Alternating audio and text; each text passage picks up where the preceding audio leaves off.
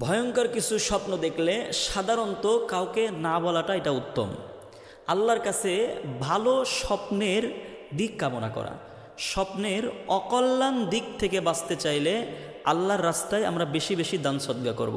কারণ নবী করিম সাল্লাল্লাহু আলাইহি ওয়াসাল্লাম বলেছেন যে আস-সাদাকাতু তারাদ্দুল বালা, দান সদকা করলে আল্লাহ তাআলা বালা মুসিবত থেকে রক্ষা করেন। তো ইনশাল্লাহ আমরা সকলেই দান সদকা বেশি করব।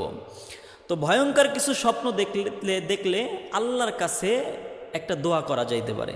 কারণ হাদিস থেকে বোঝা যায়, আম্মাজান আয়েশা সিদ্দিকা রাদিয়াল্লাহু তাআলা আনহা হইতে বর্ণিত, তিনি বলেন যে ঘুমের মধ্যে কেউ যদি ভয় পায় তখন সে যেন বলে আউযু বিকা বিকালিমাতিল্লাহি তাম্মাতি মিন গাদাবিহি ওয়া ইউকাবিহি ওয়া শাররিন ইবাদিহি ওয়া মিনহা ওয়া যাতিশ শায়াতিনি ওয়া আই ইয়াযুরুনা। তো আম্মাজান আয়েশা সিদ্দিকা রাদিয়াল্লাহু তাআলা আনহা বলেন যে এই দোয়াটা পড়তে। তো আপনারা এই দোয়াটা মুখস্থ করবেন এবং এই দোয়াটা আপনারা বেশি বেশি পড়ার চেষ্টা করবেন ইনশাল্লাহ, যারা ভয় পান।